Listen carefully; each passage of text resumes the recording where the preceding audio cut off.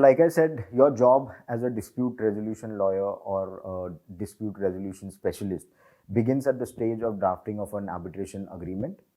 The next step or the next critical part you will be involved in, if the client choose so, is while issuing the notice of arbitration. That's really a starting point of a dispute.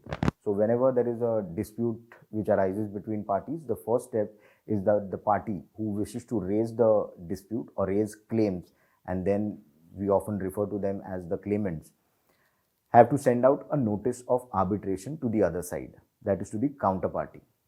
Now, what is this notice of arbitration? And the process of initiation of arbitration actually begins at this stage. You will read in section 21 of the Arbitration and Conciliation Act that it is when the other side, that is the respondents, receive this notice of arbitration, it is taken as initiation of the arbitration proceedings.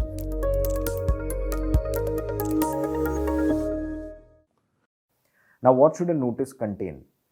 The important aspects that a notice of arbitration should contain is the nature of dispute, what disputes have arisen, grounds on which the party is basing its claim, the nature of its claim, and the quantification of claims. You need not go into too many details of quantifying your claims. You can always do that in a more substantial manner while you file your statement of claim. So when initiating arbitrations, you should send out a notice, and in that notice, if it's a sole arbitrator who has to be mutually appointed, you normally give your suggestion. We normally, as a matter of practice, give 3 names of our choice of arbitrators if we are appearing on behalf of the claimants.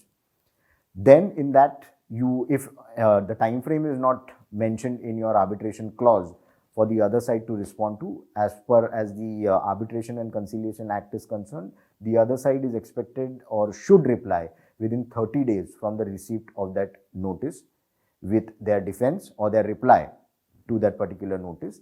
And if it is agreeable to submit those disputes to arbitration, then their choice, or if they agree with our choice of arbitrators, the name of the sole arbitrator so proposed.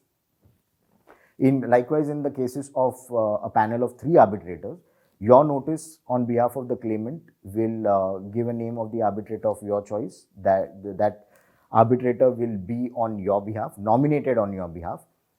The other side, while responding, should give their nominee arbitrator, and then, like I said earlier, those 2 arbitrators will appoint the 3rd arbitrator.